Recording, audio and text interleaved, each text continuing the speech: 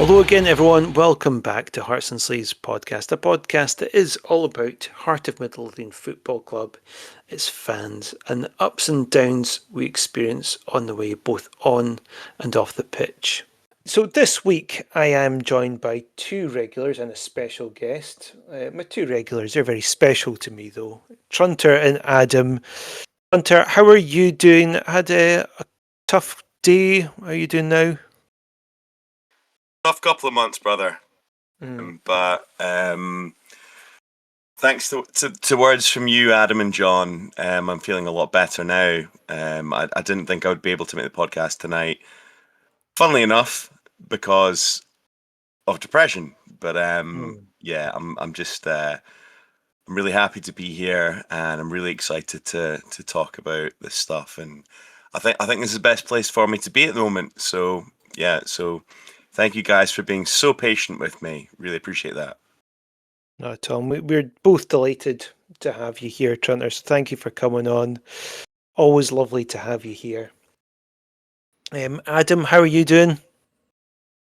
All right, yeah, just I was struggling yesterday, but I think having the podcast makes a big difference. Just it's quite nice on a Monday. We record on a Monday, so it's actually really nice having this as your Monday evening. Nice start to the week, and delighted that Trunter's been able to join us as well, and Paul, of course. Oh wait, shit! Am I not supposed to be introducing him, Jamie? You get annoyed at me. That's quite all right. I've done this before, where I mentioned what was coming up, and Jamie was very angry. So sorry. I think you might have been going a bit overboard with very angry. I might have. Yeah, I'm joking. Jamie reprimanded me slightly. That was all. So I leave it to Jamie. Thank you for that.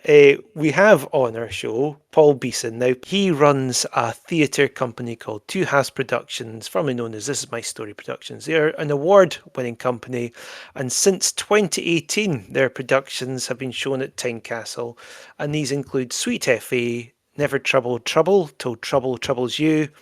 This Is Our Story, 150 years of history in 90 minutes, and of course a powerful and poignant A War of Two Halves, which tells the story of the courageous Heart of Midlothian players who volunteered and became part of the 16th Battalion, otherwise known as McCrae's Battalion. Now, alongside his acting and writing work, he's a very vocal supporter of mental well-being and runs a Mind Cake podcast alongside his friend Lee Compton. And he is, of course, a Jambo. Paul Beeson, welcome to the show. How are you doing? I'm very well, lads. Thank you so much for having me on. I'm buzzing.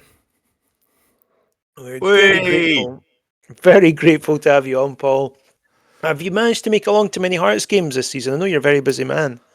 Yeah, so I was at the United game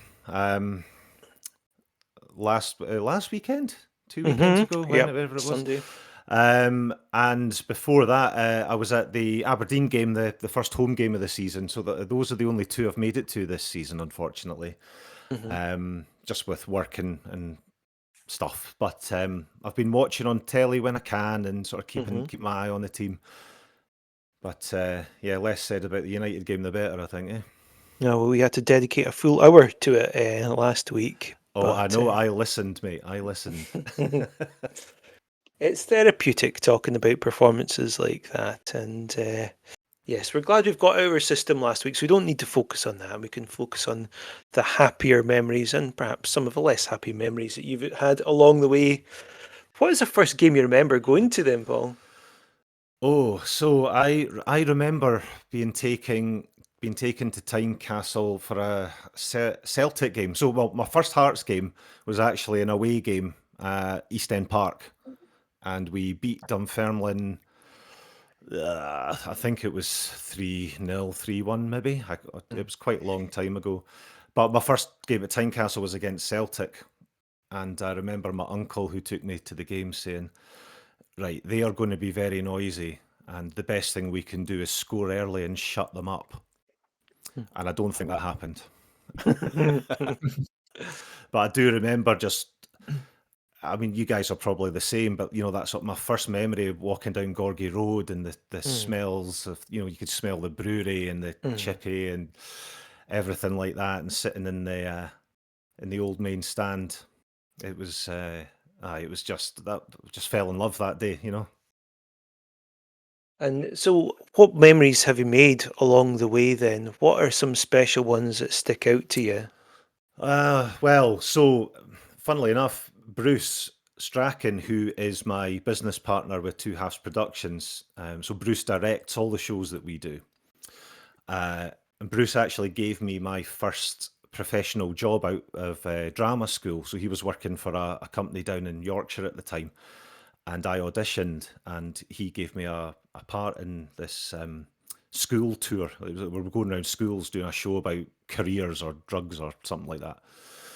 And on the first day of rehearsal, because Bruce is from Roslin in Midlothian, so I was like, oh, I'm from Edinburgh, and then realised we were both Hearts fans, and we've been really good mates ever since. And now we run a theatre company together. So back in the early 2000s, my wee cousin Stevie and Bruce, the three of us got season tickets together and started going to the home games. I think it was around 2002, it must have been, that season. And then a couple of boys I went to school with used to go to the games with another group of boys. So we ended up all getting our season tickets in 2005. We all got tickets in Section G together. There was about 12 of us that all sat together right in the middle of Section G. And of course, that was the Burley, or what could have been the Burley season. So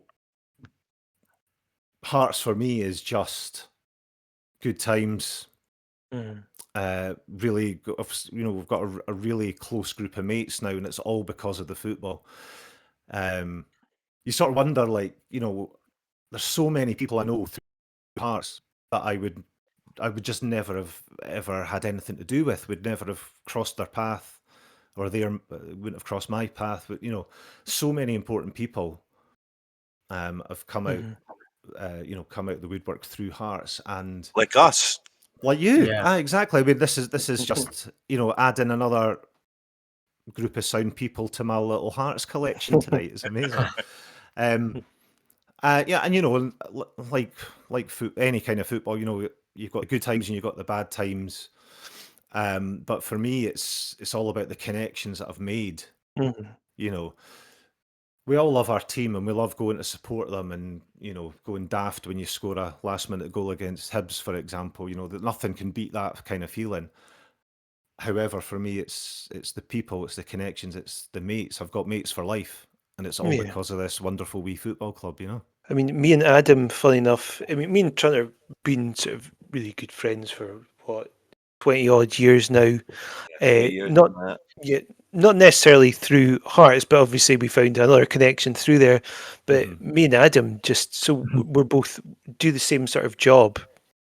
We both work in mental health actually, and one day we're at a training course together, and Adam spotted on my water bottle it said Heart of Midlothian on it. So he came over and said, "Oh yeah, Jambo as well." And within a year we're going to European away days together and now doing a podcast together. So yeah, it's remarkable how friendships can be forged through life. Obviously me and Adam have a lot more in common than just Hearts, but Yeah. it's just such a good sort of foundation for a friendship, isn't it? Oh, I mean, it we is, might honestly. never have spoken. Sorry, we might never have spoken if it hadn't been for that water bottle, because there Yeah. was like 50 of us in training, and that was the one thing that sparked off conversation. It was Yeah. pretty amazing. That's how important it is. That's how important it is to have Hearts branded merchandise as well. Just to spark these conversations, isn't it? Yeah. And it's also interesting just with you, Trunter, like, obviously we talk a fair bit, but we just usually through messages, and it's just like stuff, like we'll send each other memes and all that. And just doing this podcast due to the fact we support Hearts, I know it's been great just having conversations, like proper conversations before these begin, and just actually properly speaking with you. And I think it's just such a good place for conversation, be it in the football ground itself or just it's a good way to start a conversation. Do you know what I mean? Yeah, it's been a real opener. And it's as we get older and stuff, and obviously you've got kids now. I've got a family as well. It's harder and harder to kind of just hang out with your pals and just talk about rubbish and stuff. And this has really kind of kept us going. And obviously, I'd never met Adam until the first time I met Adam was we went away to St Mirren, and we'd never met one another before. But we talked on this pod a couple of times, and it just it was friends for life. Like just through hearts, and Yeah, I yeah, remember you it you was talk about this on an earlier Yeah. episode, didn't you? You spoke yeah, about yeah, this. Yeah. It's one of my best yeah. memories of the year. I remember I was messaging Jamie being like, "Oh no, what's it going to be like?" And then like 5 seconds into meeting Trunter, I was like, "Okay, it's going to be great." It's actually I still think about it sometimes. Oh, you Oh, bless you. guys. Let's all start crying now. Friends for life, mate. Friends for life. Oh. Do you know, I'm just going to piggyback onto that story, if you don't mind. Please Yeah. do. So me and Bruce got tickets through the ticket exchange for the United game just there. But Bruce was busy earlier in the day, so I went up to the remembrance service at Haymarket beforehand, and I had an old schoolmate of mine who was up for the game. He was going to the game with his nephew. He now lives down south. But he's been spending a bit more time in Edinburgh because unfortunately he's going through a divorce at the moment. So he kind of got in touch. So after the service, I went to meet him in the Diggers, and we got a wee bit carried away before the game. So we were both pretty pissed before we even got to Tynecastle.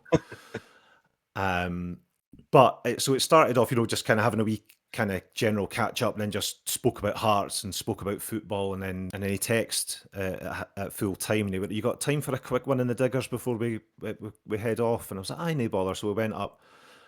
We were in there for hours, and it was great. And we were trying to name our all time Hearts 11. Like not just from comparing two eras like you guys have done previously, like just like full stop. Like it's just fucking so difficult. Do you know what I mean? Especially when you've had like 10 pints of Guinness and about 5 whiskeys. Yeah. And then he got really emotional because of everything he's going through, and we were just stood like, I'm guessing you know the Diggers quite well. Yeah. The wee corridor that you sort of go down to go to the toilet. Where the snug is kind of down there. We were stood I in that know wee exactly where corridor, you are. Yep. and he's just, he's tearing up. We've just got our arms wrapped around each other in the Diggers. I'm just, "Oh, it's all right, mate. It's all right." And just then he got something out of his system, and he felt a wee bit better. And then we went our separate way. Well, we staggered our separate ways home. But That's- result aside, he needed that. He needed a day out with a friend. He needed to get some stuff off his chest, and the football was maybe the excuse for that, or the catalyst for that, however you want to describe it. But it just shows you how important any team that people support, but going at the football with your friends can help you out. It could save your life. It can change your perspective. Do you know what I mean? So he's doing all right, by the way. He's I'm doing all glad. right. Yeah, So that was going to be my next question, actually, Paul. And I'm really glad to hear that he's, able to open up to you. yeah, and obviously we go way back. We've known each other for a long time. But I've been through a divorce myself, so I'm one of the pals that can sort of go, it gets better. I know it's hard now, and time is a healer, and I can talk him through some of the stuff that we're kind of connect. With like he's going through some of the stuff that I have been through myself. So not all of his mates will be able to give him that kind of insight.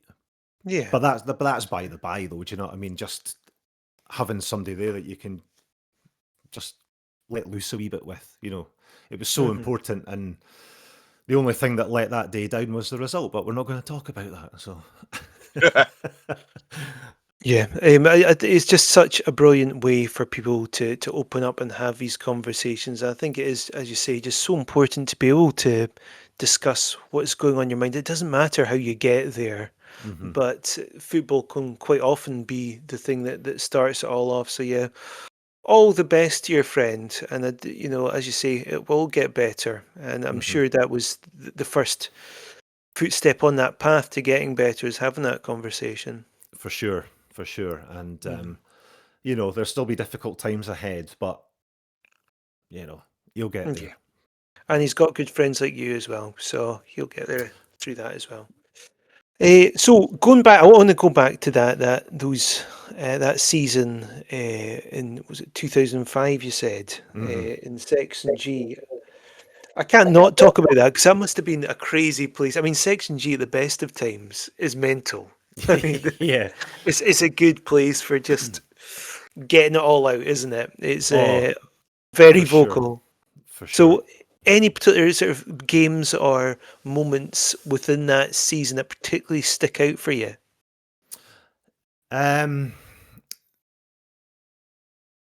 Yeah, I mean that season basically most of the results against Hibs stand out for obvious reasons because we put about 13 goals past them that that season. It was, what was it, 13-2 on aggregate at the end of the season or something, wasn't it? Wow. Yeah. But the first derby at Tynecastle, I mean, just blew them away. Set our stall out a little bit. I unfortunately missed the Rangers game at Tynecastle, the 1-0 game, which was I can't remember. I think I was at a wedding or something, and all my pals were just like, "That is the best game I have ever been to at Tynecastle. The atmosphere was bouncing. We were all over them. Blah blah blah." And that was the one I missed, unfortunately.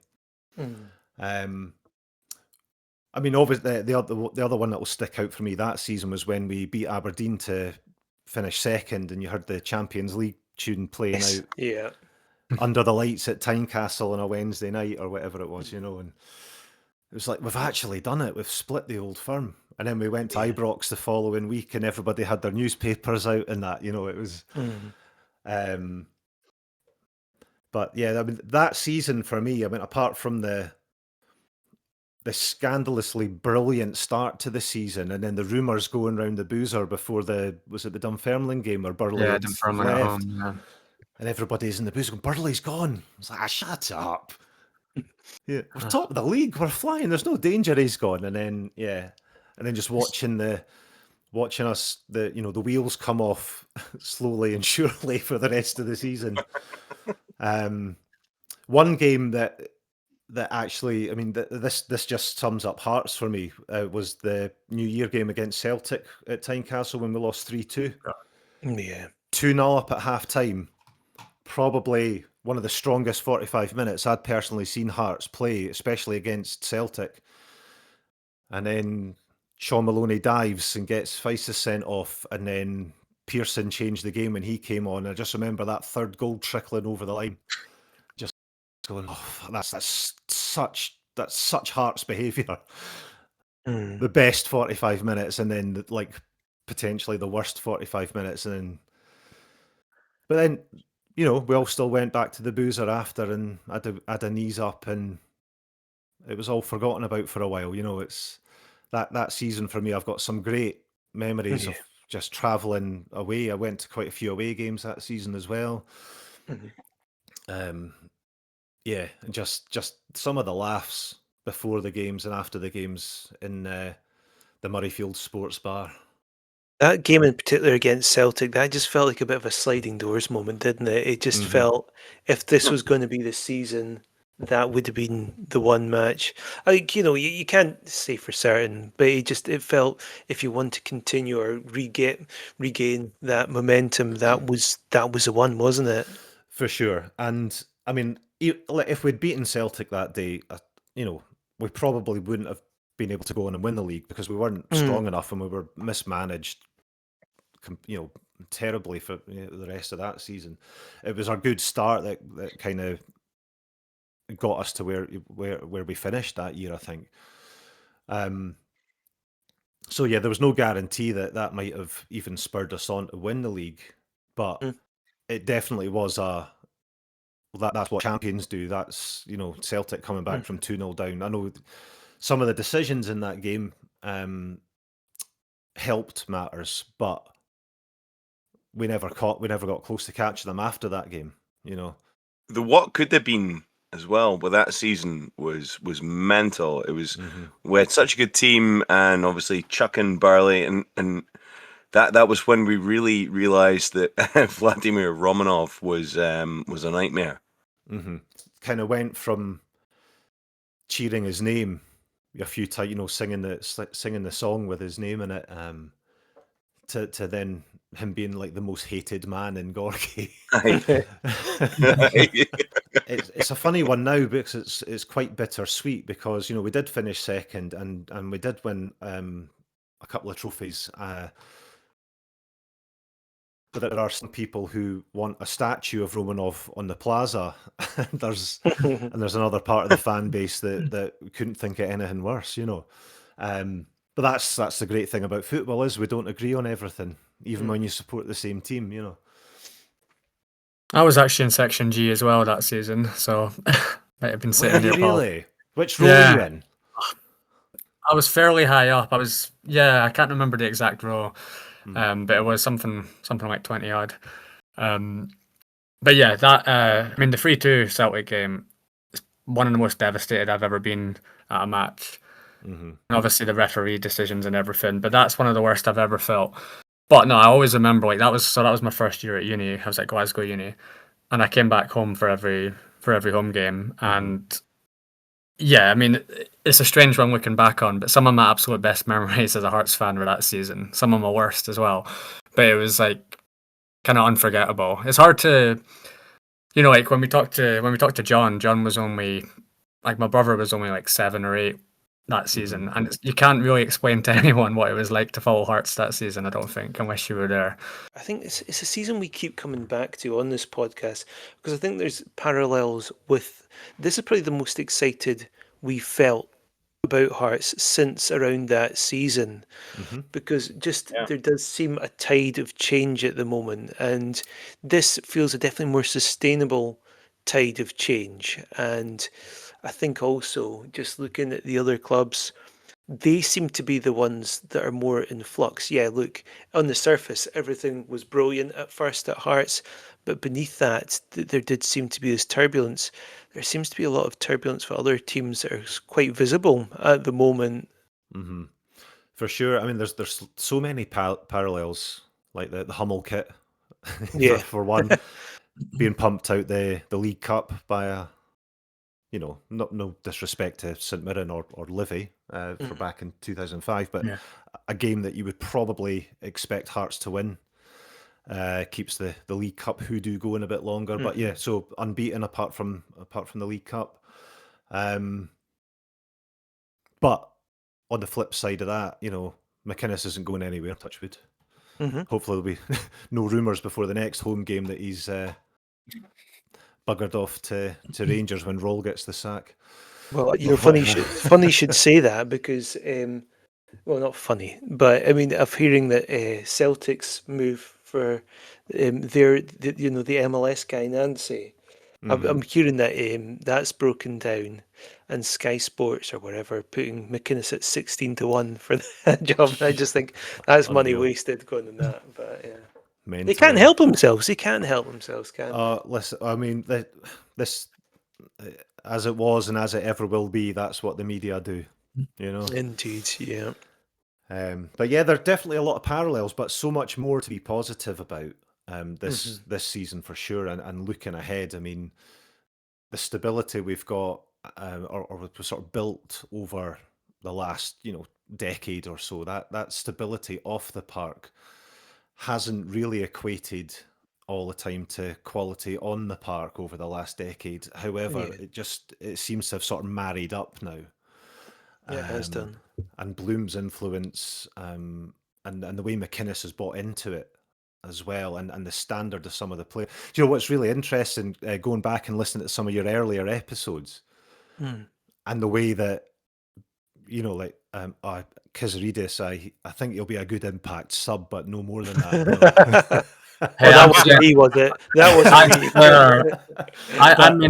I'm maintaining that the first time he came on as a sub, I said he was going to be brilliant. Yeah. I hope I'm not misremembering. That's my story. However, I can't even remember who said that, but the point is, it was such an unknown quantity. Even just going back, a couple of months. Hmm. Like, yeah, because Kizzy didn't sort of get, he wasn't a starter right at the beginning. Yeah. Um, and just the way that, we're talking about how important Wilson was at the start of the season, and that's a player who's not getting so much of a game now. And it's I really rate Wilson as well. I think he's a really intelligent football player. I think he's got a big future ahead of him. But how do you break into that squad now with those players? Absolutely. But then Oh, looking back just a couple of months ago, talking about he's going to play a really big part this season. He's a really important player. Kizzy, he's an unknown quantity, and just it shows you mhm. how much can change in football over a short space of time. Claudio Braga's now got like the best song in European football. Do you know what I mean? Like, so there's so much to be excited about right now, and we've had a couple of disappointing results recently, yes, but that doesn't mean the wheels have come off. However, if we're all realistic, I mean, I don't know how many Hearts fans that are like, aye, we're definitely winning the league, because I don't know a single person that is saying that. I mean, Nah. just us three, Aye. really. Not Um, me, not me. I think we're all quite realistic. Like we're along for the ride and we're enjoying it now. But Mhm. it's a long season. Yeah. We're not going to win every game. We're not getting carried away. It's the media and everybody else that's getting carried away. And when Hearts drop points, there's such a social media pile on. Mhm. Oh, I thought yous were winning the league, and it's like we've never said that. Yeah. Mostly Aberdeen fans, by the way. Yeah, So absolutely. bitter, so bitter. Um, it's like you just won a trophy. Go and just enjoy your own success. Um, but yeah, and that's another parallel. So that my rambling does have a point. This is another parallel to 20 years ago, because we had that media scrutiny back then as well, and some of it was obviously quite different because Vlad was fairly outspoken and rubbed the Mhm. media up the wrong way, so that led to quite a lot of negative press. Um, I mean, you can argue, did that take the heat off the footballing side of things because everybody was Yeah, focused on maybe. him? Did he do a Scottish referee thing and make it all about himself because he loves the attention? That naming no names, but Mhm. that sort of things. But it's never boring being a Hearts fan. Put it that way. Since 2018, as I mentioned earlier, you've had productions being shown at Tynecastle. As I said, this was originally under This Is My Story Productions. It's now known as Two Halves Productions.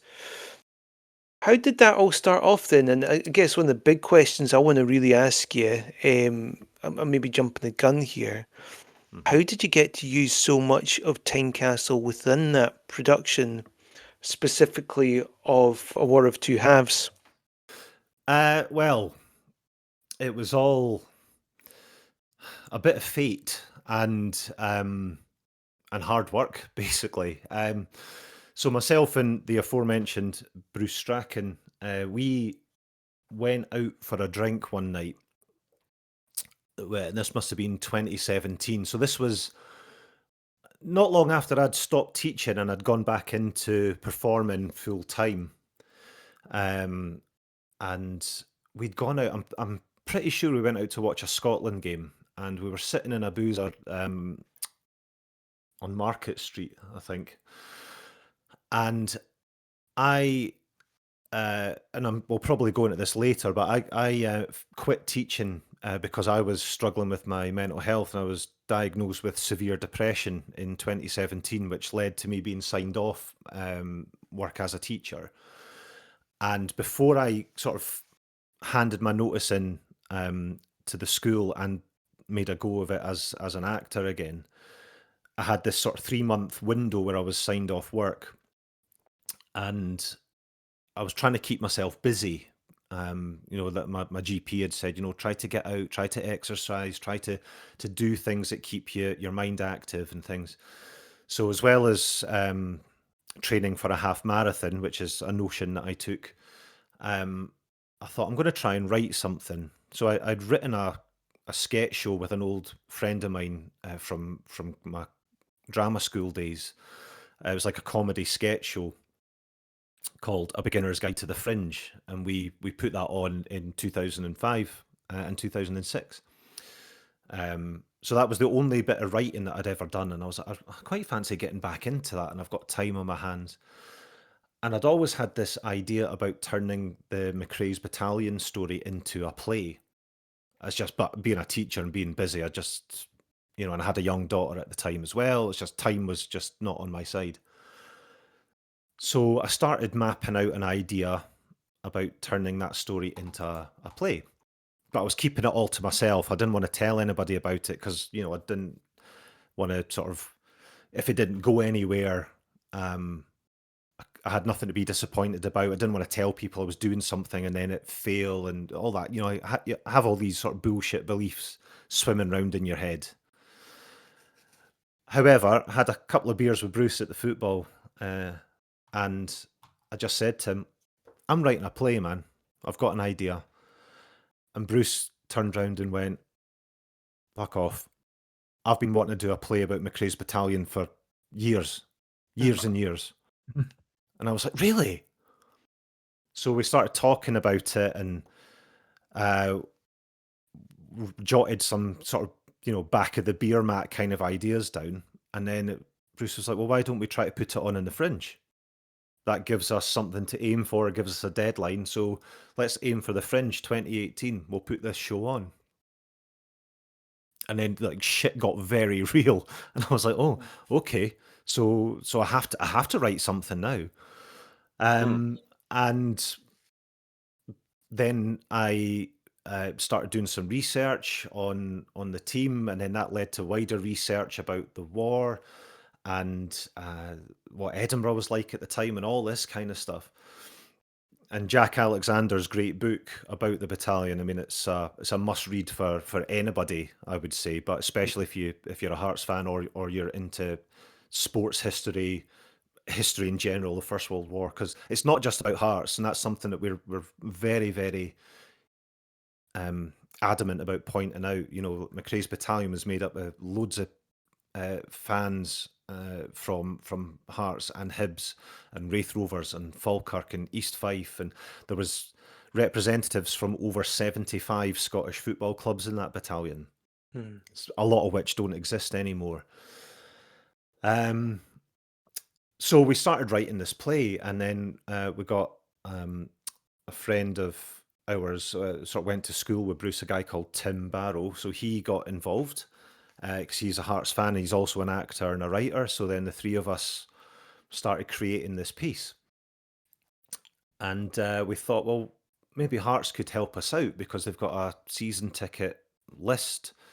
There's maybe they could help us, maybe give us a bit of money to help print some posters or flyers, or maybe they could email everybody on their database just to let them know that we're going to be doing a show. And so we contacted Hearts and got put in touch with their heritage department. And Hearts Heritage are brilliant. That's why we've got the great museum underneath the Gorgie end, the Maroon Mile, all that kind of stuff that's been happening recently with the 150th celebrations. That's all sort of geared through Hearts Heritage. And we had a meeting with them just to kind of see if there was some sort of collaboration we could do. And they went, why don't you come and perform it here? So we were like, really? So we were thinking, oh, well, like maybe in the Gorgie suite or something like that. And then it just sort of turned into this thing. Well, why don't we take the audience around the stadium? It's almost like a mini stadium tour, but then the audience get to experience this story where it happened, where the games took place, where the players would have been in the dressing room, all that kind of stuff. And it kind of grew arms and legs, and it became not just a short, sort of simple thing that we were going to do in the basement of a pub somewhere in Edinburgh during the summer. We were doing an immersive piece of drama at Tynecastle, and it just happened. We literally, it was a pinch yourself kind of moment. It's like, dude, we are going to do a fucking play at Tynecastle in the Fringe. And then, of course, after that, you're like, oh shit, it better be good. Do you know? It's like, well, first of all, I mean, it has to be good because it's such an important story, and you know, we're all Hearts fans as well, so we know how important this story is, and we know how much people care about the story and about the history and of that side of the club. Shit, okay, right, so it has to be really good. But wait a minute, what if nobody comes? You know, so then so you've got kind of two bits of fear. You're like, I'm scared in case it doesn't work out. Like, if the writing's not good or the play's not good, but I'm also scared because if nobody comes to see it, then it doesn't matter how fucking good it is, you know. So anyway, so we wrote the play and we got some really cracking actors involved. We had a really good cast, and it got to the first show, and I think, if I remember rightly, there was 8 or 9 people came to see the first show. And we were like, okay, it's a bit disappointing, but we'll take it as almost like a dress rehearsal. That's fine. And we were doing 4 shows a day, as well.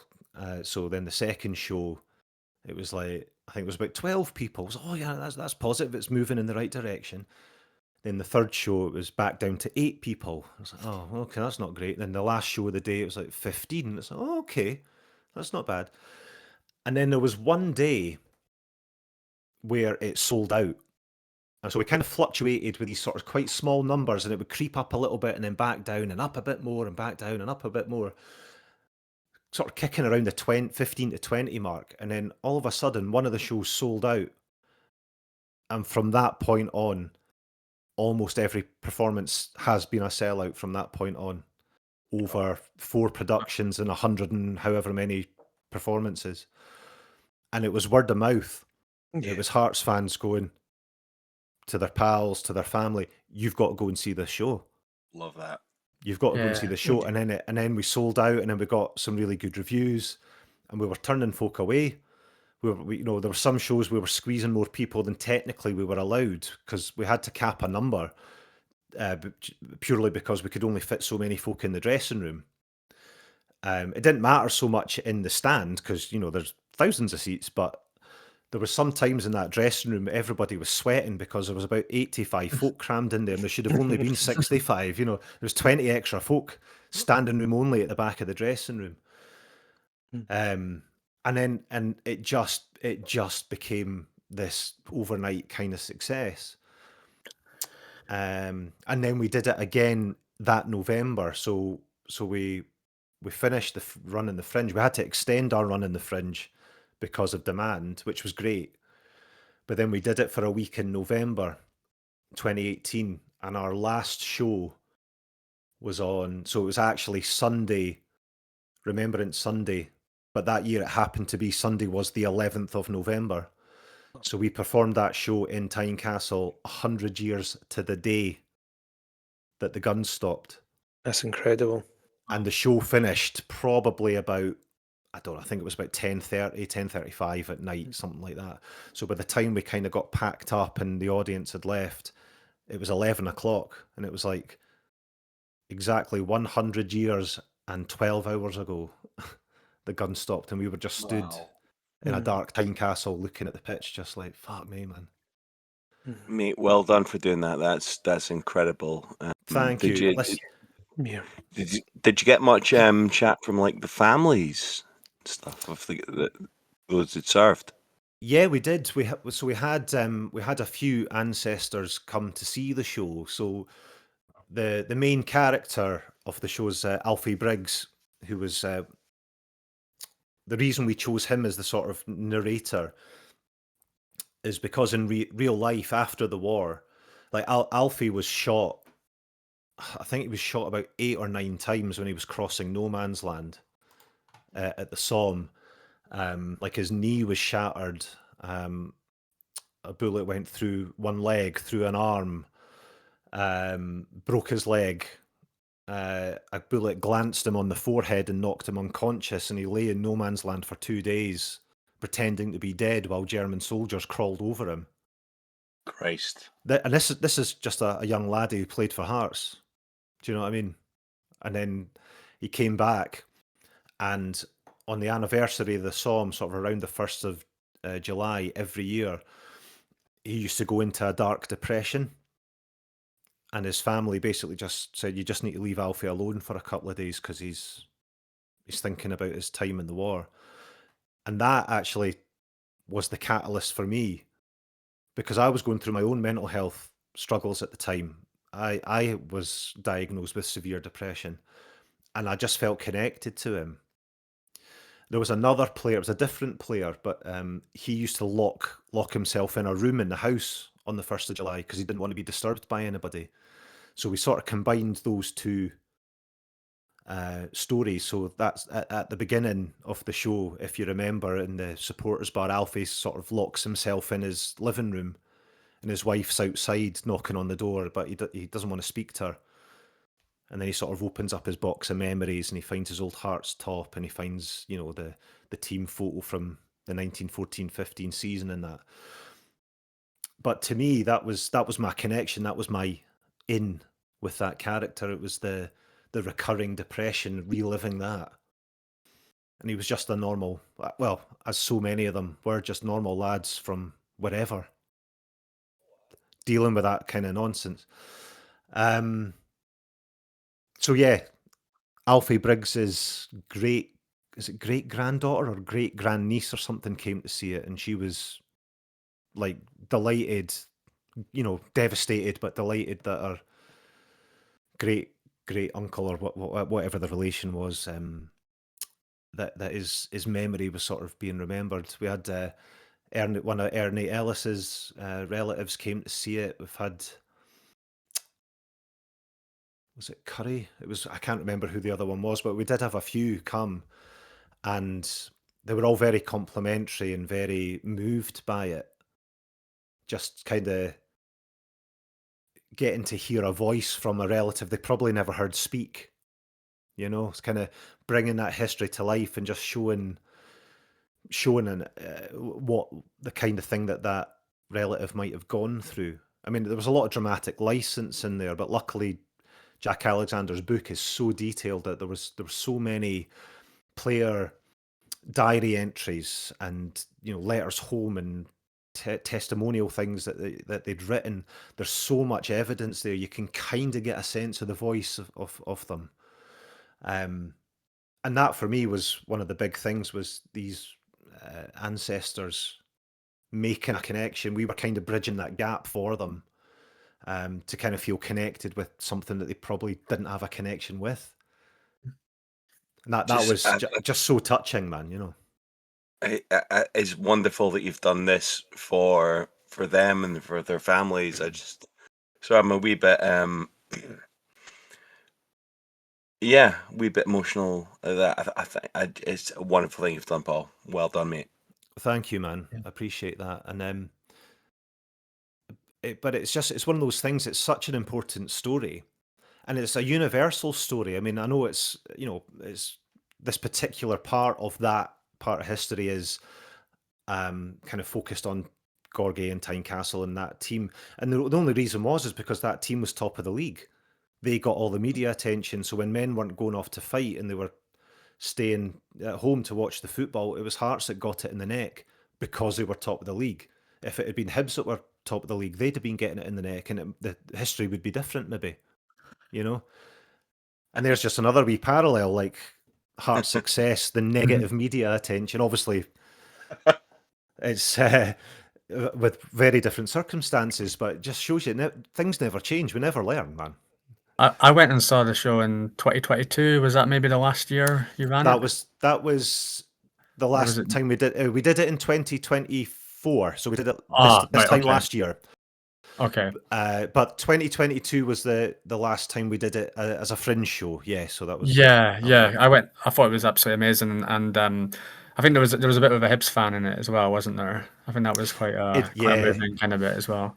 So yeah, in the trench, there's a young Hibs fan from the Foot of the Walk, and we wanted to include a Hibs fan in the trenches to kind of highlight the the fact that it wasn't just Hearts fans, and like I said before, I mean there was players and fans from loads and loads of different clubs, but just the way that this naive wee Hibs fan is in the trench, and how the Hearts players all kind of look after him because he's just a wee laddie, and they take them under his wing, and he does one of the bravest things in the show. In the story, he goes out into no man's land as part of a reconnaissance group in the dead of night. And he has to crawl into no man's land to check on the barbed wire being damaged, and he comes back and tells the boys what's happened before they go over the top. And there's a really nice kind of poignant moment at the end where the football doesn't matter, and Yeah. they're all just a group of lads who are in the same shit. Yeah, I mean, funnily enough, it was obviously like a really moving show, but that's one of the bits that kind of stood out for me. Was just obviously at the end of the day, football didn't really matter, Yeah. Um, Yeah, I mean, and it mattered. It mattered to McRae because that was a tool to get men to sign up for his battalion. It was getting the Hearts players on board and getting them to lead by example, which made the fans sign up as well. Because you put it into today's kind of the context of today. That's like, do you know what I mean? James Wilson volunteering to go and fight in a war, and young Yeah. lads like the Gorgie Ultras going, "Aye, fuck it, we're coming as well." It's insane to put it into that modern context. Like just young lads who happen to play football for a living, the amount of sway that they had over other young lads who watched them week in and week out. And then, of course, then the Hibs players did the same in Falkirk, and that all grew momentum. The only team that didn't was Celtic, who went on to win the league. But enough said about that. And yeah, my uncle wrote, my uncle Craig wrote Hearts of Glory as well. We're hoping Oh, to get him on yes. at some point onto the Brilliant. podcast. And when I was talking to him about, coming on the podcast, and one of the first things he said was Hearts of Glory is not a Hearts song. Mhm. So I think it kind of echoes what you're saying about obviously a War of Two Halves. That Tynecastle is the setting, but it's not a Hearts play or a Hearts song in the same way as No, other things might be. it's absolutely universal, and that's a lovely Hearts of Glory is a lovely song. I've been lucky enough to, because I'm a member of the McRae's Battalion Trust now as Right. well, and I usually go to the McRae's the lunch they have every November. It was actually yesterday, but I couldn't go because I was unwell, unfortunately. But Craig usually makes an appearance and sings the song, Yeah. and it never helps. It never ceases to move you. Doesn't matter how many times you hear it. But yeah, it's a beautiful song. Beautiful. I just also want to say about you've mentioned the McCrae's Battalion book by Jack Alexander. It was my mum who I can tell you absolutely no interest in Hearts whatsoever, but it's her that recommended the book to me. But I mean, this must have been about 20 years ago, something like. I think it came out about around 2004, something like that. I think. Yes. So it must have been sometime around then. It is a fantastic read. It really is. I read it, a good while back now, but I'll have to revisit it. It is an excellent read, and yeah, I want to echo what Trunter Adam was saying. Just thank you for making this production. It is a fantastic production. But you've also done some other brilliant shows, and I can't not talk about them. So the other ones that you've done. I don't believe you acted in Sweet FA. Am I right in saying that? That's pretty much all. I didn't get around to seeing that one, unfortunately. Yeah, so Sweet FA ended up being basically a companion piece to A War of Two Halves, but it's got an all-female cast. So we were thinking about what our next show could be, because Hearts were very keen to have us back and do, keep doing shows, but we didn't want to just keep doing the same thing over and over again. And it so happened at the time, so this would have been after the Fringe in 2019. We're like, what do we do next? And Anne Park, who works at Hearts, happened to mention to Bruce that it was coming up to the centenary of the women's game being banned in the UK. And of course, we were like, what? What are you talking about? And she was like, yeah, in 1921, women's football was banned because it was becoming so popular. Off the back of the First World War, women's football became massively popular because men were all off fighting. And we had no idea about this. So then that kind of became a thing. Well, why don't we do a thing about women's football? Kind of like the opposite of a War of Two Halves. And we decided to do a thing about a women's football team that was based in a factory in Fountain Bridge. So they would still have that kind of Gorgie and Hearts connection. And in the First World War, when all the men went off to fight, a lot of women started working in factories. And there was the North British Rubber Factory on Fountain Bridge used to make boots for the war. It stopped all its other kind of rubber production and focused just on making boots for the trenches. So we had this idea about the women starting a football team, which a lot of factories did. Like a lot of women started football teams in factories during the First World War, and they started playing each other and raising money, which would then go to help the war effort or to help help soldiers, wounded soldiers, and things like that. So, and because the factory was set in Gorgie, that was our connection. We were like, well, every woman in this factory will have some sort of connection because they'll have either a male relative, could be a brother, a son, a husband, an uncle, a cousin, or even if they don't have any male relatives, they'll know local guys who have gone off to fight. So that kind of McRae's battalion, like a lot of boys from Gorgie would have gone to fight in the war, and these women have taken their place in the factory.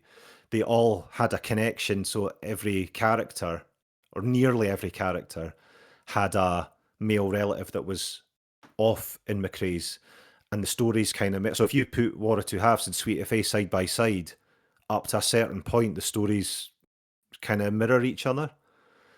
So the women start, doing really well, have got a really successful football team. They've got the Derby rivals from the shipyard factory down in Leith. So there's like the sort of wee Edinburgh Derby going on, but just when the women are having the best time, they start getting the news about the first day of the Somme and the losses that they have and all that kind of stuff.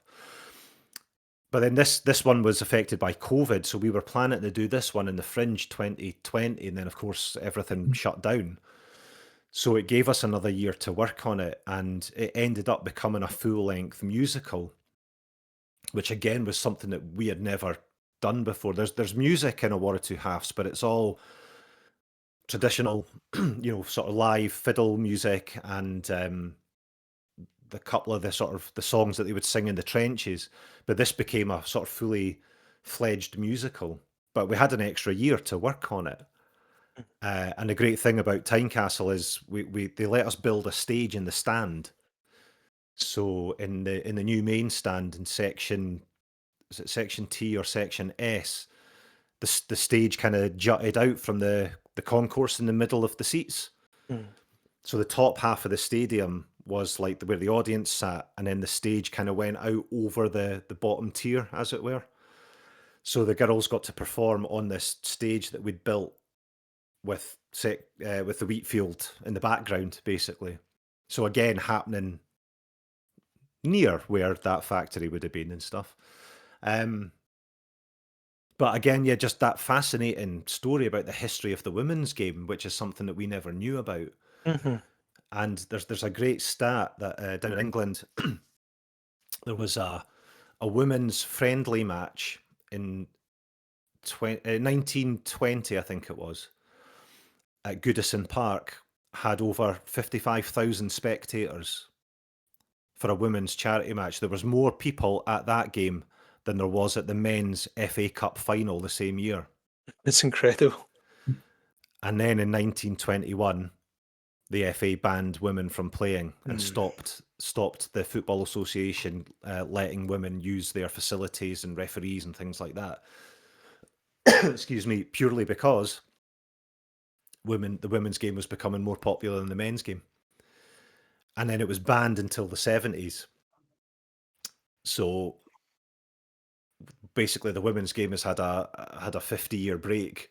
Yeah. They're 50 years behind where the men's game is when it comes to infrastructure and sponsorship and all that kind of stuff. And there's so much money being pumped into the game now. Women's football's becoming much more high profile, but Mhm. they are essentially 50 years behind the men's game because a bunch of men couldn't take the fact that women were doing it as well, essentially. Yeah. It's not quite as simple as that, but that's essentially what it was. Yeah. So then we had our sort of female War of Two Halves, basically, Mhm. and that went really well. Because we did it outside in the stadium, we could get around the COVID rules. Oh, right, of course, Um, yeah. we weren't able to. We were planning to actually do a sort of promenade piece like a War of Two Halves, where the audience would follow the women around the stadium, but we were Mhm. going to take the opposite route around the stadium to kind of mirror the fact that it was the kind of the companion piece. We were going to Yeah. go down down the main stand rather than down the kind of Wheatfield end and whatever. But then we couldn't guarantee that people could stay 2 meters apart. You know what humans are like, Yeah, man. It's just totally. impossible. So that's when we had this idea of building a stage, and then it was outside, but people could sit distance and wear masks if they wanted to. Mhm. Um, and there wasn't a lot happening that year in the Fringe because all the indoor theaters were still kind of closed or going through these changes. So it was massively popular because it was one of the only things people could come and see. But I'm not belittling the show. It's a brilliant thing. Yeah, really Um, fascinating. yeah, and again, it was just that side of history that we didn't know about, but it was connected to football. It was connected to Gorgie. We made all the characters who, apart from one posh lassie who was from Collington but used to slum it down in Gorgie to come and play football. The rest were kind of local. There was somebody for Roseburn. One was Gorgie born and bred. So we were kind of still keeping it in the community. And I think that's one thing that our shows have always done is it's brought people in who don't normally go to the theatre. They'll come and watch a piece of theatre. If that Yeah. encourages them to go and see more theatre, great. If it doesn't, that's still okay. But Mhm. we're giving somebody, quite a lot of people an experience that they wouldn't normally have. And again, that's because of the Hearts thing. It's the Tynecastle thing. That's what gets them through the door. And then they happen to really enjoy it when they're there as well. I think a really good thing about it as well, I mean, from your side of things, I think it must have been incredibly interesting to use these as a platform to investigate history and really kind of go down rabbit holes and discover these people and these incredible stories connected to them. Oh, And absolutely. Yeah, yeah. yeah, and I was going to say with your next one, you kind of brought things back to more of a Hearts focus because you made a play around one of Hearts' most famous players, Bobby Walker, Hmm. and then the year, I would think it'll be the year afterwards. Yeah, it would be 2024. I think it'll be was the year that you did your play about 150 years of history in 90 minutes. This is our story. Can you tell us a Hmm. bit about those ones? Sure. Well, the Bobby Walker one came about because um, he's a player that I think a lot of Hearts fans maybe know the name, and certainly, or they hear you hear the Hearts song and you go, oh, Walker, but they're talking about Tommy Walker, not Bobby Walker. But there was going off on a slight tangent here. There was an old boy that came to see the Bobby Walker show, and he said he remembered his dad arguing with somebody about who the best Walker was it Bobby or Tommy? Because going back over those generations, Bobby Walker was much more, I suppose, fresh in the memory of the older guys when this old guy was a kid. Do you know what I mean? Going back to the 50s. Excuse me. So he was always one of these guys that was, you know, always comes up in the Hearts' greatest ever player, Bobby Walker, but he played in the late 1800s and into the early 1900s. He retired the season before the McRae's Battalion lads. So he retired at the end of the 1912-13 season, I believe, and then there was a season in between uh, before the sort of the lads who famously signed up. So it was kind of a period of history that I guess not a lot of Hearts fans know about because McRae's battalion is kind of as far back as a lot of people go, or a lot of people know. So we started doing a bit of digging into to seeing what kind of made Bobby Walker so great. And he was basically the Gaza of his day, is the best way to describe him. He was just a naturally gifted footballer. He was born on Gorgie Road. He played for Hearts his entire career, his professional career. He was considered the best player in Europe by his peers at the time. He record appearance holder for Scotland at the time. He was just always described as not being the paciest player, but like the ball would just stick to his feet. He could do stuff with a football that nobody had ever done before. The sort of the step over, like if you step over the ball and then knock it back the opposite way with the outside of your other foot, he invented that. Wow.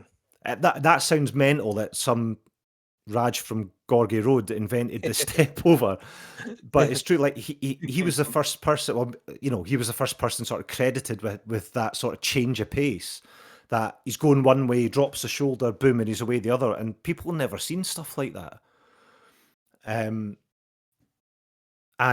like the reason I compare him to Gaza or George Best would be another one. Just these naturally gifted footballing geniuses, but they just love to bevy, they loved the party, they loved the fame and the adulation a little bit too much. And after Bobby retired from playing, the only thing that filled the gap that football left was, unfortunately, was alcohol. And it kind of sent him on a downward spiral, and it affected his family, it affected his marriage. He died fairly young. He was only 50 something when he died. 51. 51. Yeah. And his wife was found floating in Granton Harbour, and people still don't know whether it was just an accident or whether it was a suicide because of all the stuff that was going on at home and the financial difficulties. And it all kind of stemmed from everybody wanted to be the person that had a drink with Bobby Walker. Because after the game, he'd be in boozers round. I mean, in our show, he used to go to the Diggers, because of course he did. But whether he did in real life, we'll never know. But he used to sort of frequent the local boozers, and everybody be like, "Oh, you'd just be buying him drink all night," because he was Bobby Walker. He was a local legend, and he loved that adulation and that kind of notoriety, and loved a bevy. And then when the footballing stopped, that's all he really had. He had some business ventures. He run the Ship Inn pub down in Musselburgh for a while. He didn't, did he? He did, aye, yeah. He used to run the Used to Ship drink Inn. there. So there's a great book about Bobby Walker that a couple of guys wrote, and when we were doing our research for it, we met them in the Ship Inn. Seemed a fitting place as any to meet the guys who'd written the book about Bobby Walker and have a drink with them and talk about our plans for the show, and just to get advice from them to see if they would sort of agree with the way we were trying to tell things. And one of the important things for us is we didn't shy away from his alcoholism and his mental health kind of struggles. Like we featured that quite heavily in the show because that was part of who he was. We didn't want to sugarcoat it. We also didn't want to sensationalize it either. We had to sort of tread a very fine line. But that was, again, and that's just coming from my own kind of feelings and my own thoughts and my own personal journey with mental health. It's like we can't not talk about this stuff because they didn't, and that's what happened to him. He couldn't talk about it, especially in that generation. Stiff upper lip and all that. Do you know what I mean? You did not speak about your problems, your inadequacies or whatever. It was just taboo. So you dull it with whiskey, and that's that. We talked about that with footballers having retired or retired early, whatever. Yeah. But it's not just footballers either. It's all, like, it's men. We just if we haven't if something's gone from our life, if something that we've plonked our entire kind of like being into, being good at, and then that goes like, yeah, that's it's it's a big thing that happens to men, I think. Mhm. Absolutely, and I think as well with footballers in particular, because they retire. Well, most of them retire a lot younger than most of Yeah. us do in any kind of line of work. You know, like you get folk they get to their sort of early 30s and like, nah, I'm calling it a day. You know, it's like, Mhm. um, and if you've been a success and as a footballer and you stop playing and you know you're in your mid 30s, it's like, well, what do I do now? You Yeah. know, you know, unless you've earned a silly amount of money, depending on who you've played for. Um, you know, you can't just do nothing. And even if you had that money, you can't just sit around and do nothing. Like, do you stay in football? Do you do your coaching? Do you become a postie? Do you start a business? You know, whatever it is, but nothing will come close to that feeling that I assume a footballer would have. Yeah. Like banging a goal in against, you know, especially if you're a Hearts fan playing for Hearts, you bang a goal in against Hibs that wins the game in the 89th minute. That feeling is irreplaceable. There's nothing on earth that would recreate that feeling, that adulation, that buzz, I suppose. And the only thing No. that comes close could be substances or you know whatever, you know. So I can't even begin to kind of imagine, especially if you're young and know the brightest as well, you know, or being given bad advice, or you Aye. just you happen to be in with a bunch of Rajes who are sort of riding on the coattails of your success. Your entourage, you know, if your entourage isn't made up with good people that you can trust, you're on a hiding to nothing, I think, you know. And uh, unfortunately, being a footballer and being in the limelight a wee bit has those kind of traps, I suppose, you know. You mentioned something earlier, Paul, about Hmm. your own journey with mental health, specifically around the time that you wanted to get back into acting Yeah. and latterly sort of playwriting as well. Did you find that a change of career was something that was beneficial to your mental health, or was it just were you kind of at the end of your tether as far as mental health goes? What took you to where you are now? It was a bit of both, actually, I think. So I'd been teaching for almost 10 years at the time. So I was a fairly experienced teacher. Um, so I trained as an actor and I tried to sort of, you know, break into acting as a young, you know, lad in my early 20s.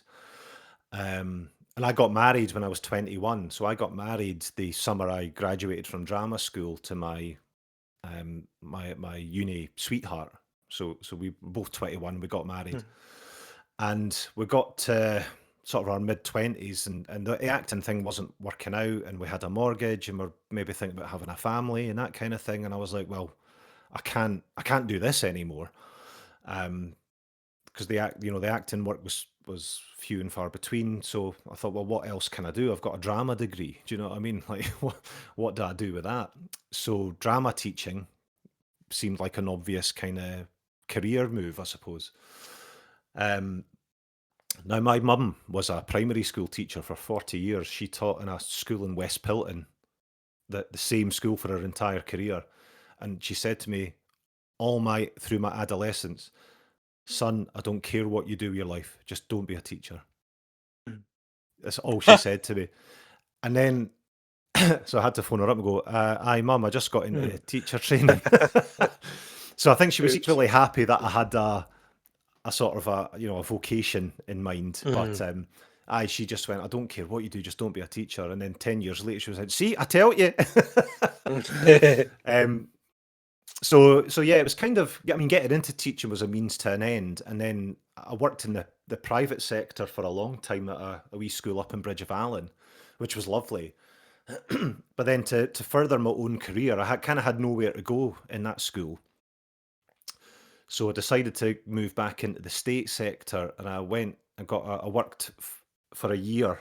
The last year of my career, I worked in a fairly rough school in Fife, which was a really tough gig to work in for lots of reasons. But there was lots of behavioural issues, and but the school wasn't very well run either, so we didn't have a lot of backup, and every day was just a bit of a nightmare. And then I got falsely accused of assaulting a pupil. Because I don't know, do you remember this bottle flipping craze from like the sort of Yeah. 2016, 2017, right? So there was this kid in my class and he was flipping a bottle. So I told him to put the bottle away, and he was like, aye, aye. And he just kept flipping the bottle. And I was like, right. So he was flipping the bottle, and I kind of walked around the classroom, being a drama classroom, there's kids, groups working all around the room.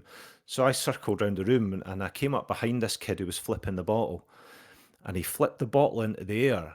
And like, I was like a fucking ninja man behind him. I was just like, I'm going to grab this bottle in midair, like above his head. I was like, you'll get that back at the end, son, right? And I thought I was fucking, do you know what I mean? Like Steve McQueen or something. Like, so I was strutting back to my desk to put this bottle of water on my desk, and he just went, "You just assaulted me." And I was like, "Whoa, hang on." And, I hadn't even touched him. I'd grabbed the bottle out of midair, but I hadn't laid a finger on him. He was like, "You just assaulted me." And I was like, "Whoa, no, I didn't." He was like, "Ah, you did." I was like, "Well, get out.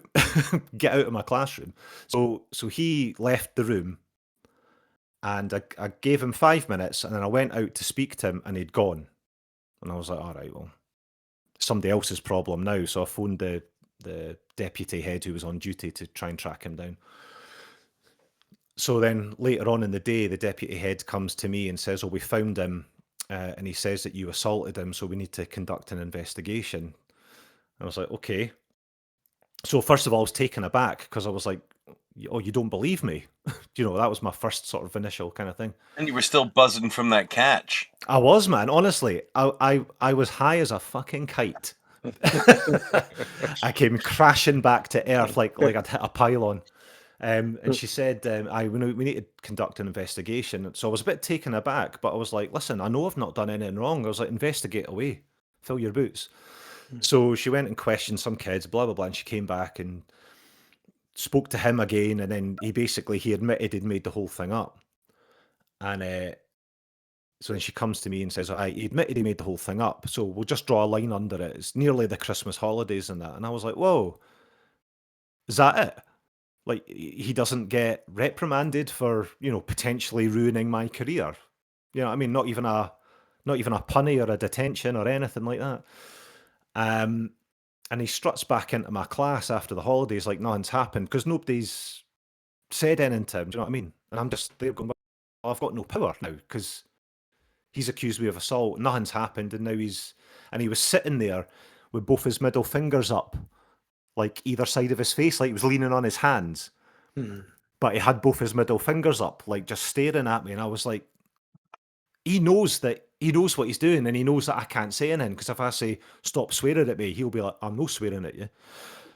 And I was just like, I just feel like totally unsupported in this school. Anyway, I know this is a long story, but it is going somewhere. No, my sister-in-law's a primary school teacher, and this is just ringing true, mate. Mm-hmm. So one morning I get into my car and it's winter because this is sort of January time, so it's just after Christmas, and I'm waiting for my car to defrost so I can drive up to Fife, and I just started crying.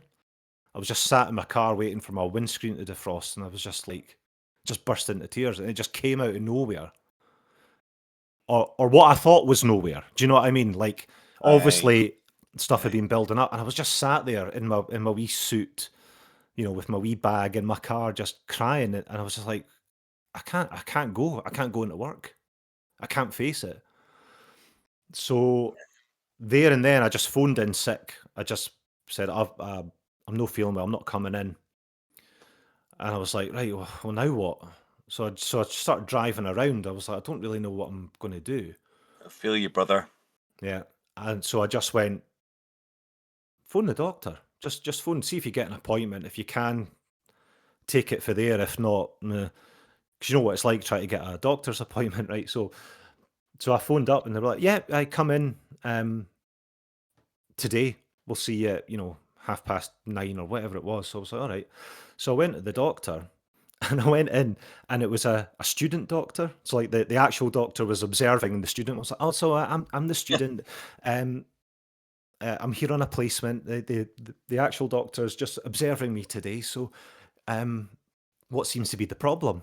And I was like,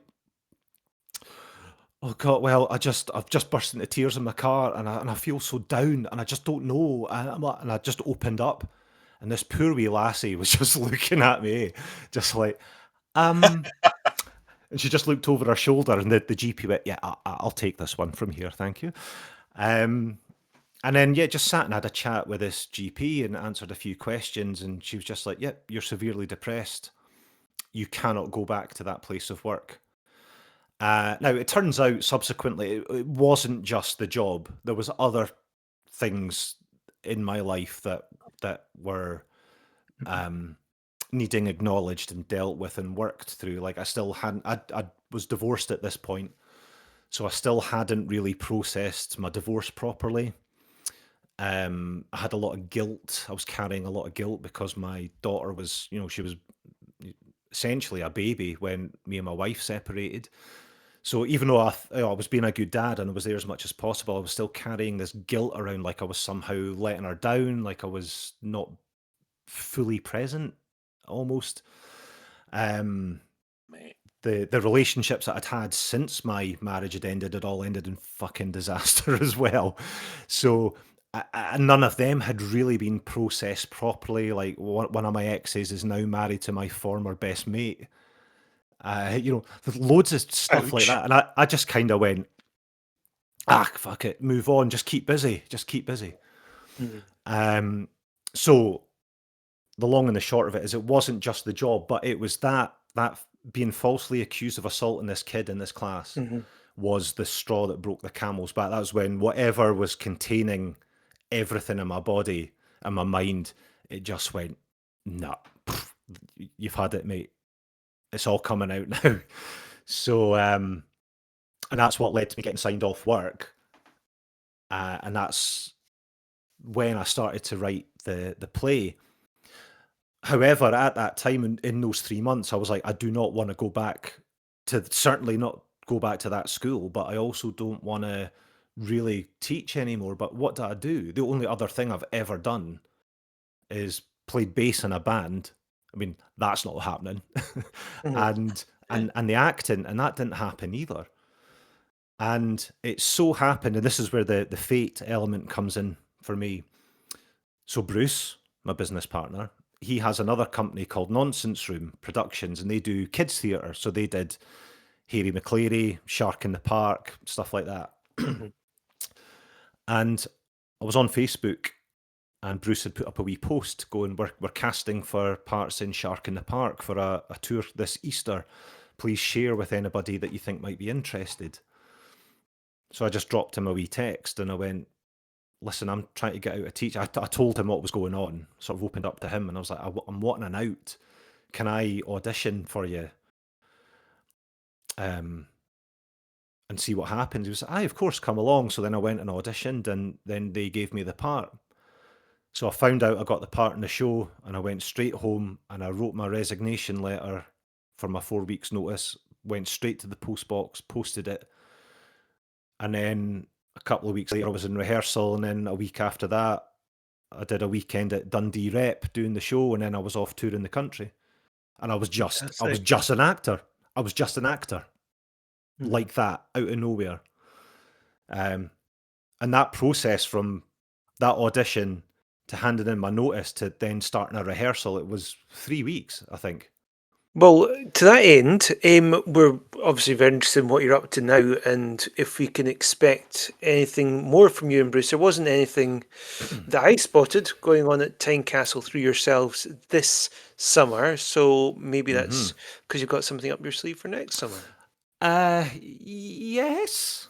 I don't know how I don't know how much I can say. Okay. Partly because nothing is set in stone yet, and so yeah, we didn't do anything this year because it seemed like a good time to have a year off, just to have a break from doing stuff. The 150th anniversary show that we did in 2024 was a massive undertaking. Yeah. That was a huge show Hmm. with I don't know if you saw that one, but our Yeah, set it was was like Yeah, fantastic. yeah. it was like the old shed, Yeah. and we had a lot of so the company that was building our set pulled out from building it about 2 days before rehearsal was meant to start, and so we had a very stressful kind of run up to getting that show organized. I wrote that show in a week. I was printing the scripts out at 4:30 the morning of our first rehearsal because I'd been off on tour doing another show, and I just did not have the time or the inclination or the capacity to write when I was touring, which left me a week. So basically, I was writing all day, and then I'd have dinner with my partner and whatever, and then she'd go off to bed, and I would just sit up and write all night. I was going through my wee sort of I'm a proper writer phase. I was pacing about in the kitchen with a dram of whiskey at like 3 in the Nice. morning. Like the only thing I quit smoking years ago, but that was the only time in the last 10 years where I'm like, I really want a cigarette. I really need a cigarette. So that whole process was just so stressful, and then trying to organise guests to come on, and like because every show we brought on a special guest, either a Yeah. former player or somebody. Yeah. So it was just the whole thing was brilliant, but it was just fucking chaos. So we're just like, right, let's have a year off. Yeah. So Decompress after that. Yeah. well, we had to, Yeah. I'm not it was just surprised. crazy, and the stadium manager at Tynecastle, a lovely fella, Mm. but he's like, don't take this the wrong way, boys, but I love it when you're not here.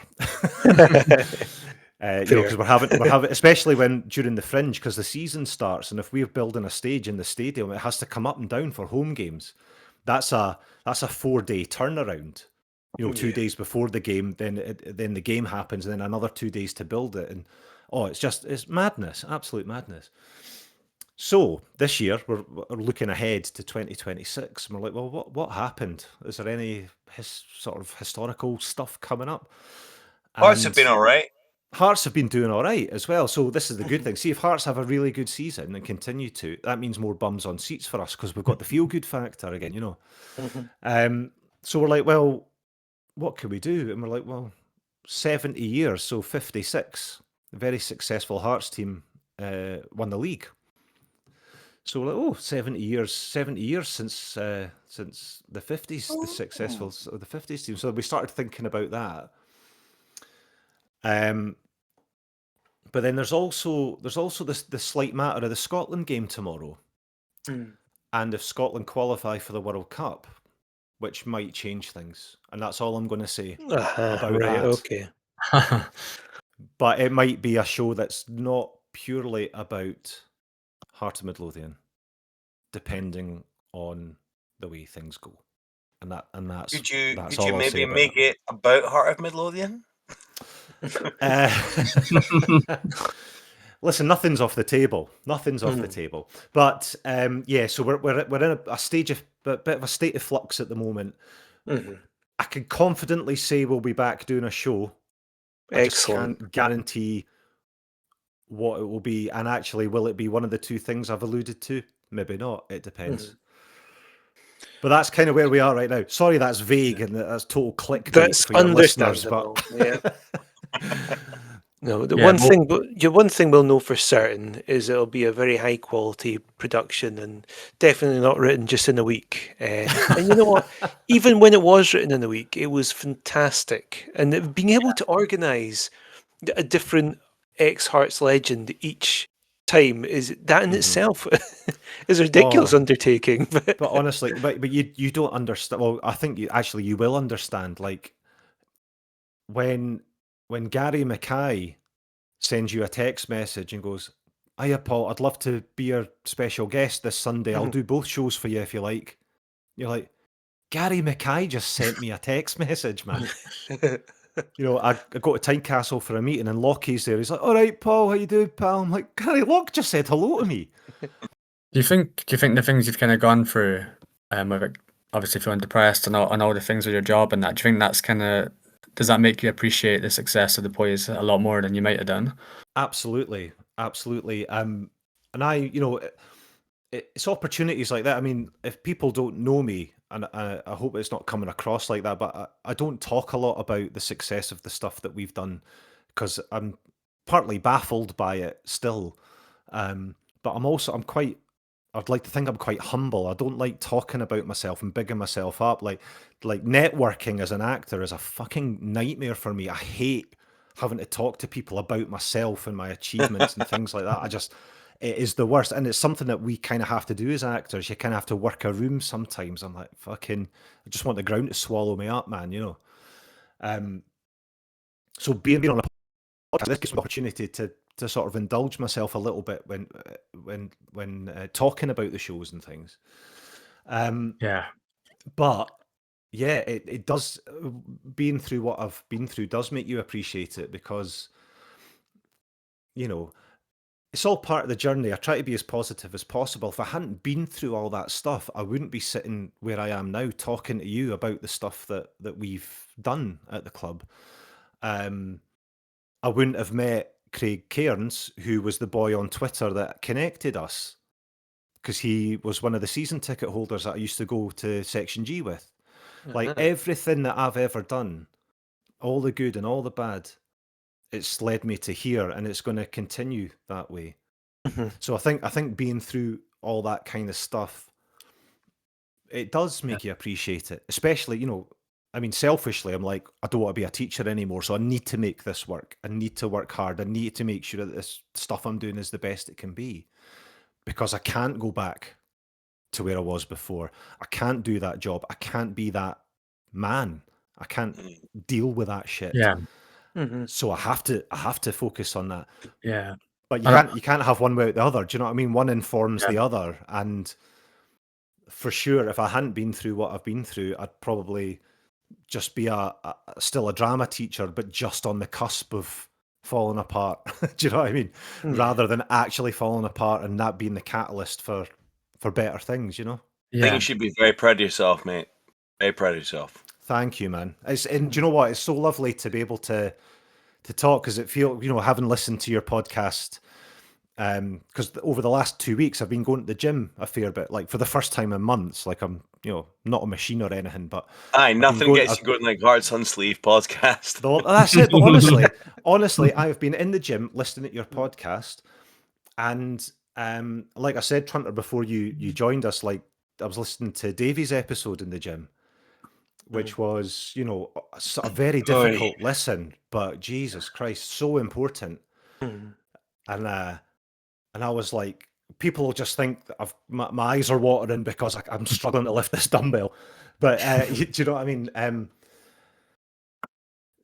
So I feel, you know, coming on this podcast tonight to talk about this kind of stuff, I already feel like I'm in a safe space. I felt like I was going to be in a safe space before I'd even said hello to you tonight, because hearing the way that you've spoken about your own journeys and good to stuff hear, like man. that, Yeah. and the sort of the compassion that you have for each other, it really put my mind at ease before I came on. So thank you for doing what you do, because No, we really appreciate that. it's a great thing, guys. You're Thanks, doing something brilliant. So thank you. Yeah.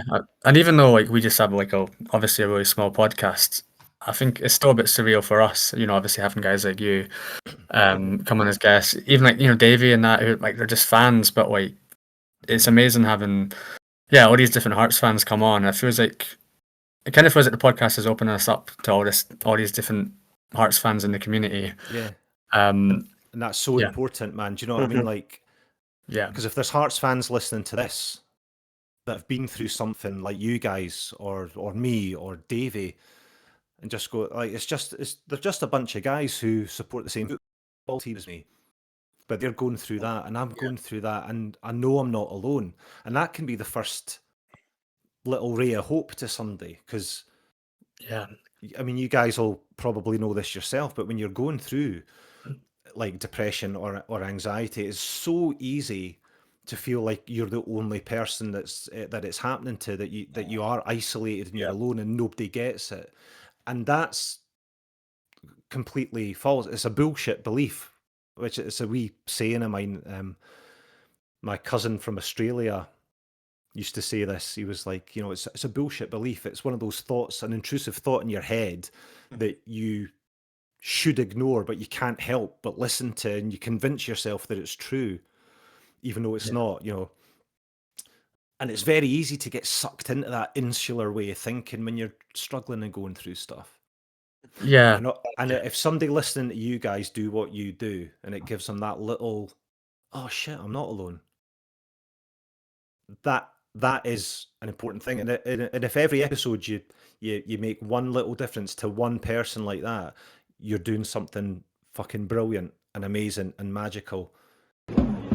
This has been great chatting, guys. I really appreciate all the conversations we've been having. I just appreciate we'll have to sort of bring things to a bit of a close. However, before we do end our episode, we always do like to have a quiz, which I'd love you to stick around for, Paul, if you feel up to it. Sure, absolutely. And we'll also have a quick wee look ahead to the Aberdeen game. And of course, I really want you to also have an opportunity to briefly talk about your fantastic podcast, Mindcake, as well, before we wrap things up. So, Adam, have you got a quiz for us, first of all? I've got this quiz book that I bought ages ago. So the first page is actually the first round is the Romanov years. So that probably makes sense given that we were talking about it earlier. Okay. Excellent. So there's like 11 questions. So should I just read it out and everyone just jumps in, or what? Go for it. Question 1. Who was Hearts manager when Vladimir Romanov gained overall control of the club? John Craig Levine. Robertson. Yep, John Robertson. Ah, I think Levine was maybe just leaving as Romanov was taking over. In 2011, where did Romanov go for a swim to help raise funds for a new lifeboat station?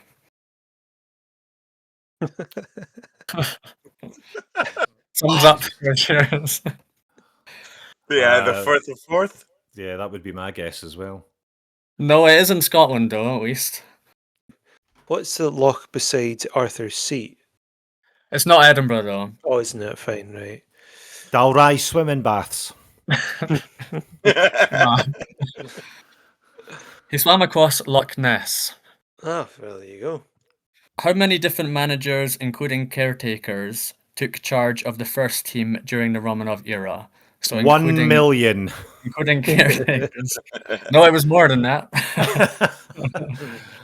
7. More than that. Oh shit. 9. Caretakers plus all the standard managers. Oh fucking hell! Did I'll he go not? 9. Nah, It can't be it's double figures. Yeah, it's double. Yeah, 14. Jesus Christ. Fuck. Yeah. John Robertson, Burley, McGlynn, Presley, Ricks, Ivanauskas, Malafif, I don't know how you... Ryabovas, Oh, shit. Stevie Freo, Laszlo, Jeffrey, Sergio Locke. Oh, Christ. Oh my. I was trying to do it like numerically, and I completely fucking forgot about all the interims and terrible. Graham Ricks, Jesus Christ! Yeah, that's another. Let's just leave him out of this. Yeah, let's skirt over Rixie. That never happened. All right, this one's pretty easy. Who was Fireworks Phil? Phil Anderton. Yes. He worked for Scottish Rugby before he came to Hearts, is Yes, that right? correct. Yes, Scottish Rugby Union, and then obviously set up all the different fireworks displays for us. Must have cost a fortune every game, but it looked amazing. Yeah. Didn't he leave about the same time that Burley did? I think you're right, yeah, because I think there was a bit of an exodus. Yeah. He wasn't at us for long. Who did Vladimir Romanov persistently refer to as monkeys in his regular rants? The media. Yeah, Scottish journalists. Yeah, Scottish football media. Because there's that great story where he left bananas and monkey nuts on the Yeah. table at a press event. Yeah, I actually admired some of that stuff. I know he was absolutely crazy, but during preseason training in 2007, Romanov staged a boxing bout in which he went up against which player? Roman Bednar. Yes, there's a good video of it. Yes. Floating about online. Who were the Rickerton Three? Paul Craig Hartley, Gordon, Paul Craig Hartley, Gordon, Stephen and Presley. Stephen Presley.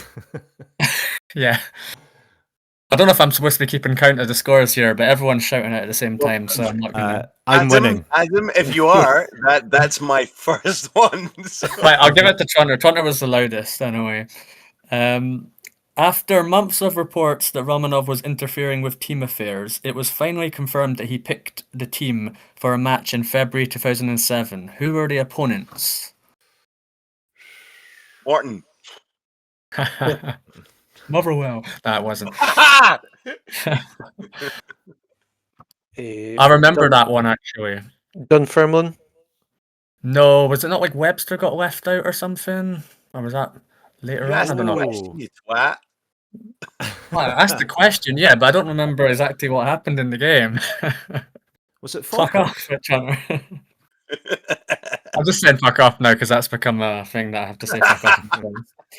Nah, Dundee United. Dundee United. During season 2011 to 12, as cash flow problems beset the club and players found they were not being paid on time, how did midfield star Ian Black earn extra cash? Painting and decorating. Yeah. Yes. Well played. He also played for one of my local teams. He played for Dunbar United. Wow. Oh, A there you while go. ago. Yeah. He posts on kickback as well, Ian Black. Yeah. And then he went further down the leagues and played for Rangers.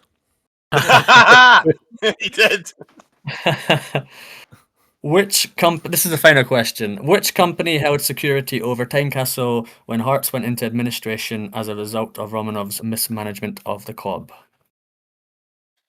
McDonald's. No. Say that. What was the question again? Sorry. Which company held security over Tynecastle when Hearts went into administration? It's I should know this because it was in our show. I'm pretty sure. Yeah, it's just they've got it listed as the Lithuanian company. Oh, fucking Yukio Bankus. Yeah, apparently it was them. Hey! Did I just get another one? Yep, that's you up to what? 2 or 3 Two. points? Unless we'll you get say a point Paul for was the each of the winner Rickerton with, three. Yeah. Paul was the winner with 8 points. Yes. I'm just saying random numbers, but there's no way I was keeping track of that. Close, I'll take it. Close. But yeah, Paul's the guest, so he definitely wins. Paul's not Yeah. fucking allowed back. I see Trunter's taking it well, at least. That's I know, yeah. Hunter's taking my role as the bad loser. So. Jamie, did you have a quiz? No. So I'll just move swiftly on to the All right, okay. Aberdeen preview then. I mean, to be honest, we kind of covered a lot of it last week anyway. I suppose just general points. We know that Halkett's not going to be playing. He'll be suspended for this one. So, thoughts on lineup, what you'd like to see, and of course we'll end with predictions. Adam, I'll come to you first. Oof, predictions. I'll go for 2-1 Hearts. Okay. And I'll go back to Kuzaridis as the scorer. I haven't said him for at least a couple of weeks. And I think so Halkett's suspended. Yep. Well, I was going to say that Finlay and Halkett should be Scotland's starting centre backs. Thoughts? What, ahead of Grant Hanley? Fucking hell! This is Stevie Clark. He'll be playing them when they're like 40 years old. I mean, even And if you take the maroon specs off, I think Oh, any God. centre back pairing in Scotland at the moment could do better than them clowns last night. John Yeah. Trunter, right? 100%, 100%. Awful. But to not have Hawks in the Scotland squad is mental. But and I also think that that Kizzy. Remember, I said that Kizzy was going to get called up for the national team. He fucking is. I was reading an article the other day that he's in contention to get called up for the Greece national team. All right, Deserves Mystic it. Meg. Deserves it. Aye. So who do Well- you think is going to start in defence then if Halkett's out? Because obviously you've got Kingsley, you've got Steinwender, McCart, but that's not going to be him. Would you Yeah, put so- Steinwender in? Would you put? Ocean McEntee would be. I think he'd be really good as a centre back. Yeah. I don't know what John said. Yeah. Sorry, I wasn't criticising you, Trunter. It sounded like I was. Yeah, no, so he was saying last week that he played quite regularly for Walsall as a centre back. So that's certainly something that may well be in McInnes's thoughts. I wouldn't be. Yeah, I mean, I would be surprised if he moved anywhere out with his current position at right back. I still want to see him move into midfield more. I think he offers a lot there, but still, he's been solid enough at right back, and I can't really seeing us chop and change too much there. I guess one thing McInnes could potentially do, just keeping in mind that Halkett is suspended, and Steinwender probably works best to the right of a back three. I guess McInnes might consider doing just that and moving to a back three. I genuinely think McEntee goes into midfield with Devlin rather than sticking Aju there. Like just thinking Steve Clarkey. Mm-hmm. I don't see him dropping Aju into the midfield and changing up what we're going. I think Borch comes in at right back rather than McEntee at right back, and McEntee goes into that like defensive midfield thing, and I think he'll be amazing in midfield, to be honest. What do you think, Adam? You said that Devlin he's playing on Wednesday, so in theory should be fine for Sunday then, we're thinking? I mean, I would assume so because he's pretty much undroppable, and I think I don't know where they're playing Colombia. It says neutral location on this, but I would imagine. Yeah, I would say Devlin would definitely be back and starting, Fine. especially since we're not playing till Sunday. Yeah. I mean, even on current form, you'd put in a 85% ready Devlin above most people, wouldn't you? Yeah.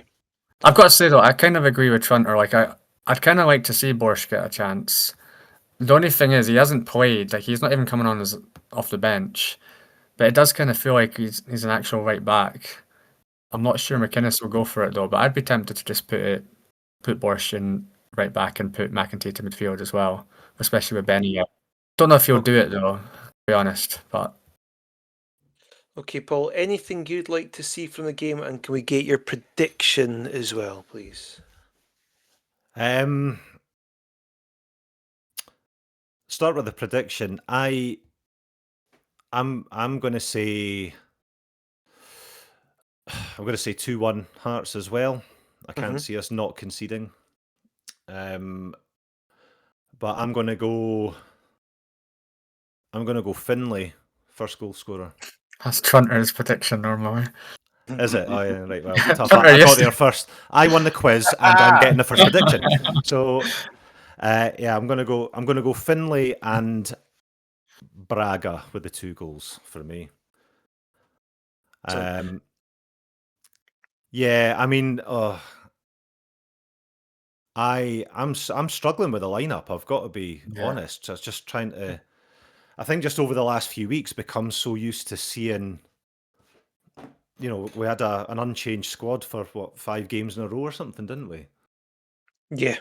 Yeah. Exactly. After quite a lot of tinkering and sort of not getting it right in the first half and making a bunch of subs at half time and then being a different team, then we had a really settled team, and now through no fault of our own, we're kind of in this sort of Comes grey in for area Benny. again. Who comes in for Benny is my big thing. I don't know if it's Magnuson. Yeah, I don't know if it's McEntee. McEntee, get Carjota on the wing.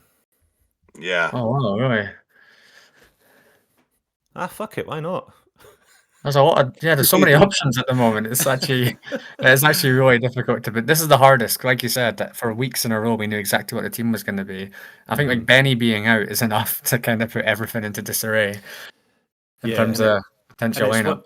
It's one of those things because for weeks we've all been saying we need more cover on the right, Yeah. at right back, and then suddenly you lose Benny, and you're like, shit. It's like, and we've got loads of midfielders, but it's like, but who does what Benny does? Yeah. It's not really a like for like necessarily, Yeah. So, Trunter, a prediction from you, scoreline and scorer?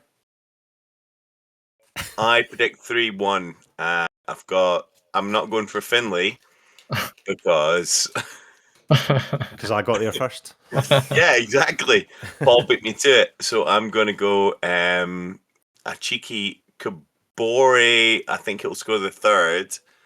I think Shankland, and then the first one will be from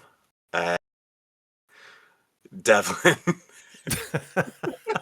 Okay, so I think the game will finish 2-0 Hearts, finally winning after close to a decade, and a Shanklin double. There we go. Oh, by the way, I'm also going to add. So Kizarida scores the first. I'm going to say Magnuson gets the winner. Nice. Long range, a shot outside the box.